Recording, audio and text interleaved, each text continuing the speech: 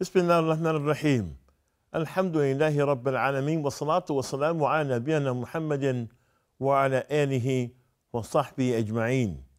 Dear viewers, Assalamu alaikum rahmatullahi wa barakatuh, and welcome to another episode of our program for the Sharjah Broadcast Corporation entitled The Virtues of Islam. During this program, we've been discussing some of the excellent qualities that the religion of Islam gives to human beings. And we reached a point where we talk about some of the social benefits of being a Muslim and some of the social benefits of sharing Islam, known as its brotherhood. We reached a point where we talk about the brotherhood is one of the things in which it increases when a brother uses his tongue or a sister uses her tongue to encourage their brother and sister to do good deeds. And one of the encouraging ways to bring about this brotherhood is the term, I love you for the sake of Allah. Uhibbuka fi sabilillah. So in our last episode, we talked about some of the aspects of I love you for the sake of Allah. I love you for the sake of Allah has a special meaning. And it's beneficial for Muslims to understand what that means so we can know whether we are indeed doing the things that increase this love or not. The phrase, I love you for Allah's sake, uhibbuka fi sabilillah, means that your heart contains a special love for your brother. This love requires that you preserve your brother's rights, and sister, that you preserve your sister's rights. To say I love you for Allah's sake and then violate your brother's rights, or sister, violate your sister's rights, contradicts the foundation of that love. It's for Allah. Furthermore, there are people who express that they love someone for Allah's sake, but they do not understand what it actually means. There are aspects, there are parts and descriptions of behavior that go along with the expression, I love you for Allah's sake. Among these descriptions and among these behaviors are speaking to your brother or sister in the best possible manner. Allah Azza wa Jalla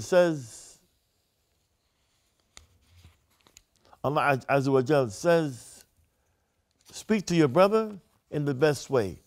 وَقُلْ عِبَادِي يَقُولُوا التي هي أحسن إن الشيطان ينزغ بينهم إن الشيطان كان للإنسان عدوا مبينا. And say to my slaves, they should only say those words that are best, because Shaitan, Satan, the devil, sows seeds of conflict and disagreement among them.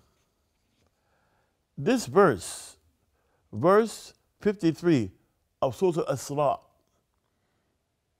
Allah is commending that you choose the best words as a means of expression. The choice of best words indicates a higher degree of quality than just good words. Using the best words, the best expressions possible, are a means to developing love between the hearts of the believers, which in itself is a requirement to establish the Islamic society. Another means of expressing your love for your brother is to commend him in his absence. When you are in the company of others, speak well of your brother. And you, sister, speak well of your sister. Compliment them about their good qualities. You should do this in his absence. You should only do this in his absence, because if you commend him rather in his presence, you would be glorifying him. And this is forbidden because it can cause a person to become vain and conceited. Evidence that supports this is found in Al-Bukhari and Muslim. عن عبد الرحمن ابن أبي بكر عن أبيه قال مدح رجل رجلا أن النبي صلى الله عليه وسلم فقال ويحك قطعت عنق صاحبك قطعت عنق صاحبك مرارا. إذا كان أحدكم مادحا صاحبه لا محالة فليقول أحسب فلانا والله حسيبه ولا أزكي على الله أحدا. أحسبه إن كان يعلم كذا كذا وكذا. Abdul Rahman ibn Bakra reported on the authority of his father that a person praised another person in the presence of the Prophet Muhammad sallallahu alaihi wasallam. In other words, this man was praising this other man in his presence, in his face, in front of the Messenger of Allah sallallahu alaihi wasallam. And when the Messenger of Allah sallallahu alaihi wasallam heard him, he said to him, "Woe be to thee! You have broken the neck of your friend." He said it again, "You have broken the neck of your friend." If one of you has to praise his friend at all, if he must say something nice about him, he should say, "I think him to be so, and Allah knows it well, and I do not know the secret of the heart, and Allah knows the destined end, and I cannot testify his purity against Allah. He appears to be so and so." However, if you compliment your brother in his absence, it will reach him. Mentioning the good qualities of your brother to others has the effect of other people repeating what you say. Inshallah. In this way, many people will come to know of his good qualities. This is also a means toward encouraging your brother to continue in a positive way. On the contrary, if you continue to mention his evil qualities, it might cause him to head toward evil, and Allah knows best. When it reaches your brother that you have commended him in his absence, it will make him happy. And when he hears that other people have made good comments about him, his heart will be inclined to have love for the one who complimented him. It is the nature of people to love those who show kindness to them. Therefore, if you hear people saying good things about your brother, convey that to him. You're not the one saying it about him, but you heard someone saying good things about him. And you bring that virtue of repeating the good things you hear other people say about your brother or sister hear about your sister, you take that to him. And you can say, "Alhamdulillah, so-and-so was saying good things about you." After telling him what you heard, supplicate for him, pray for him. And sister, after you tell the sister what you heard, then pray for her. For example, you can say, "Nas'alallahu laka athabat." We ask Allah that he makes you firm in your efforts. In those good things that you heard about him or that you heard about her, sister, you can say, "We hope Allah makes you firm in those good things." These actions will further encourage your brother when you make dua for him, and sister, when you make dua for your sister.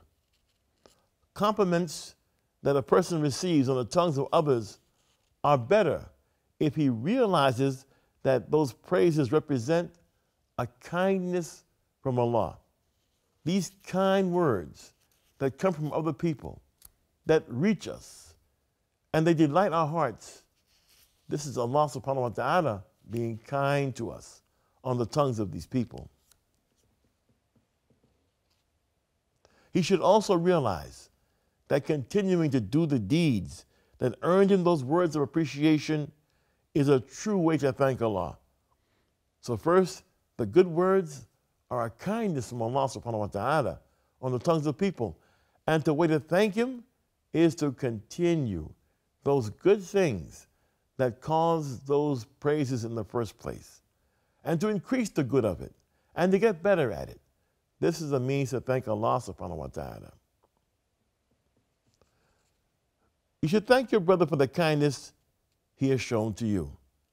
Another means of the brotherhood, to increase the brotherhood and the rights of brotherhood and sisterhood, is to thank your brother for kindness that he has extended to you, and to thank your sister for kindness she has extended to you. The Messenger of Allah sallallahu alaihi wasallam said, "La yashkuru Allah man la yashkuru nas." He who does not thank Allah does not thank the people. He also said, "Man sana'a ilayka ma'rufan fakafuhu." If anyone does anything kind for you, you should reward him for it. If you do not have the means to reward him, say to him, "Jazakallahu khairan." May Allah reward you with goodness. And you should say, "Jazakallahu khairan," because you hear some people say, "Jazakallah." But Jaza'Allah could be khair or shar. So be sure, it could be evil or good. So be sure to say, "Jazakallahu khairan." May Allah reward you in goodness. Supplicate for him and thank him. This is a right a brother has with his brother. However, in spite of this, there are people who only take things from others. They never offer anything in exchange. They do not make praiseworthy comments about others. And they do not give anything. If you are unable to say a word of gratitude, you should convey with a letter, a sheet of paper, a half a sheet of paper, showing appreciation in this manner is an effective encouragement to keep the channels of good character open between us. It is reported by Ali ibn Abi Talib, may Allah be pleased with him, that he said, "Whoever does not praise the goodness of his brother's intention has not commended his good deed." Showing appreciation for the good intention of a person represents a high degree of expressing gratitude. It is a certainty if your brother offers his help to you, the first thing that occurs is his good intention toward you, and that he wants good for you. This good intention will either become an action, or your brother will intend good, but will not be able to bring his actions to fruition. He will not be able to do it, but he will intend that good, and the good is toward you. Some people who intend good are able to do it, and others who intend good toward others are not able to do it. Thank him for his intention. In case you should thank him, in that case, you should thank him for the goodness of his intention that was in his heart. This is part of brotherhood and a further encouragement for every brother to offer himself to his brother.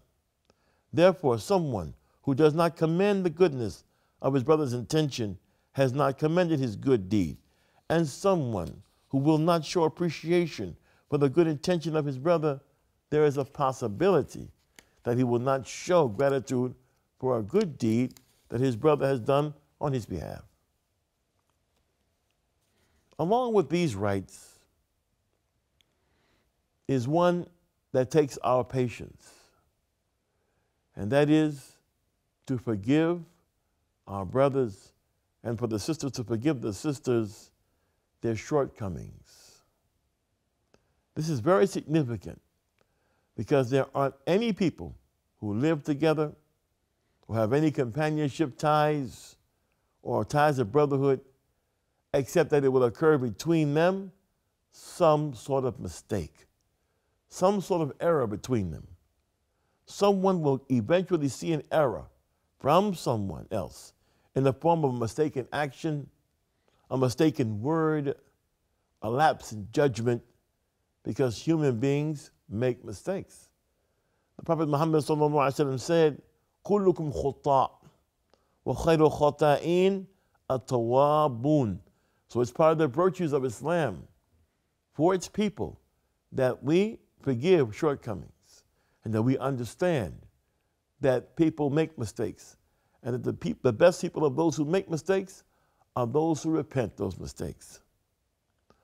He said, sallallahu alaihi wasallam, all of you commit errors, and the best among you who commit errors are those who repent from their errors. Therefore, it's from the rights of brotherhood to forgive your brother's errors. Mistakes are of two categories. There are mistakes that are purely in the religion. And then there are personal mistakes that are made in behavior toward others. So there are mistakes that are made in giving Allah His rights, and then there are mistakes that are made with behavior between individuals. A mistake in the religion is an error in giving Allah His rights.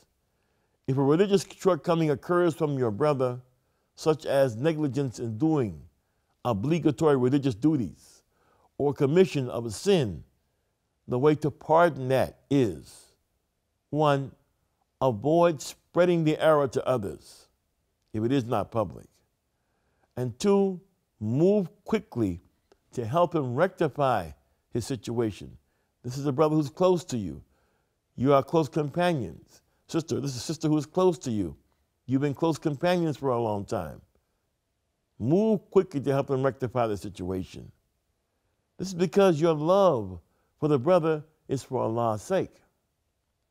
Therefore, it's necessary to aid him in staying firm in Allah's legislation, to stay firm in Allah's laws, and help him remain firm in his worship of Allah.